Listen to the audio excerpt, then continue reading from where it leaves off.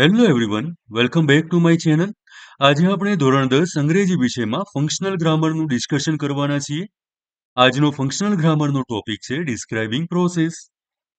વિદ્યાર્થી મિત્રો, ડિસ્ક્રાઇબિંગ પ્રોસેસની અંદર આપેલું વાક્ય આજ્ઞાર્થ વાક્યમાં હશે. આજ્ઞાર્થ વાક્યને કેવી રીતે ઓળખી શકાય? તો વાક્યની શરૂઆત ક્રિયાપદથી થાય છે.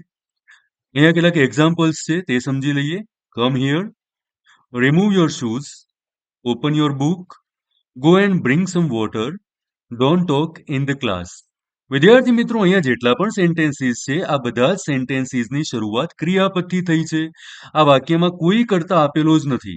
જો આવા વાક્ય આપણને ક્યાંય પણ જોવા મળે તો આ વાક્યોને ડિસ્ક્રાઇબિંગ પ્રોસેસ ફંક્શનના વાક્ય સમજવા.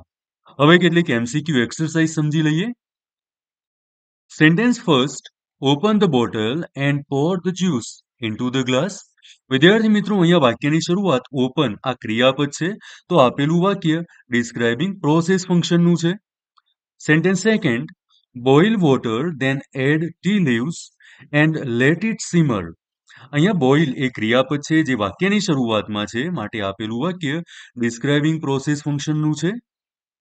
Sentence third, cut the vegetables into small pieces before cooking. અહીંયા કટ વાક્યની શરૂઆતમાં છે, આ કટ એ ક્રિયાપદ છે, માટે આ વાક્ય પણ ડિસ્ક્રાઇબિંગ પ્રોસેસ ફંક્શનનું છે.